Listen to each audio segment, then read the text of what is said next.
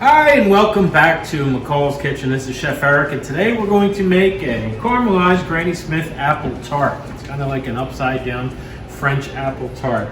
You can make this at home. It's fairly simple. You just have to follow the step-by-step instructions. We have these beautiful large Granny Smith apples. You want to use these because they're a little tart and they balance with the sugar and the cinnamon that we're going to mix them with. But the first thing we need to do is we're going to make the dough. Now this is what they call a short dough, and we're going to start with flour. You do this right in your food processor. Flour, 1 egg, okay, pinch of salt,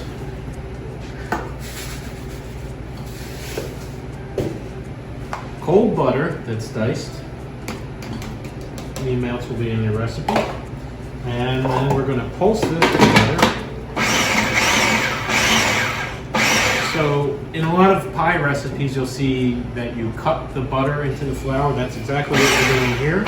We're cutting the butter into small pieces into the flour.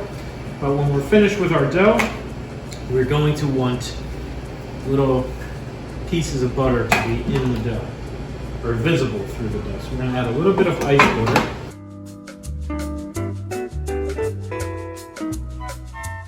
A touch more ice water. As soon as that works itself into a little ball, we're going to knead it into a disc. Okay? It's going to be sticky at present, but we're going to knead this into a disc, like so. I'm going to transfer it to a refrigerator and chill it for about an hour so it firms up, and then the flour, the gluten in the flour can relax. So while our dough is chilling, we're going to prepare the apple filling. Now again, this is an upside down tart, so we're going to cook it in a 10-inch saute pan, just like this one. You want to have a nice flat bottom saute pan, not one that's warped. It works out better. The first thing we do is we're gonna coat our saute pan with some of the butter we have diced up for the filling. We'll rub that in there really well, make a nice coating. And then we're gonna take just some sugar and shake it around like so until it's well coated, and then we'll get rid of the excess sugar. So now our pan is properly prepared. In the meantime, while that's sitting, we're going to peel and core our Granny Smith apple. I'll show you how that's done.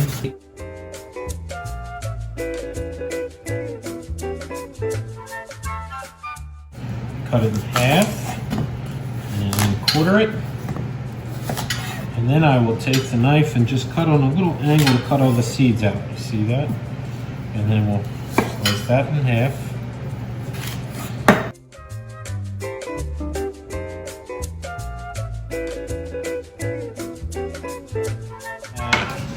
Sugar and cinnamon and butter to these. Okay. And then we're going to mix them very, very well. And when we put them into the saute pan, there's a few ways you can do it. You can arrange them like so, or what I like to do is I'll just haphazardly put them in there until they really coat the bottom of the pan well, and then I just continue to pack them in until I get all of my apples, butter, and cinnamon into the pan. At this point, you're ready to transfer it to the stove top, and we're going to cook this while we shake it a little bit. You see how this is all ready to go. We'll shake it while we're cooking it until it caramelizes on the bottom. While our pie is cooking, we have the chilled disc of dough, and we're going to roll this out now. So I put a good amount of flour on that, and I rub my rolling pin with a little bit of flour, and with even pressure I'm going to roll it out a little bit at a time, and notice I don't go over the edge.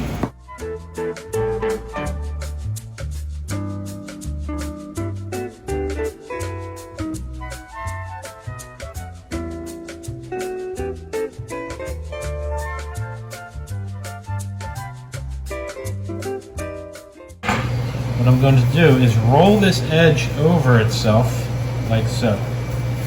Turn it until I make it all the way around like that. Remember, this is an upside down tart, so this is going to be the inside of the tart.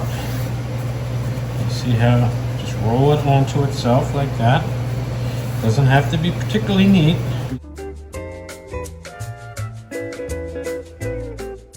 You're going to crimp it with your fingers, or you can use your knuckle all the way around like so.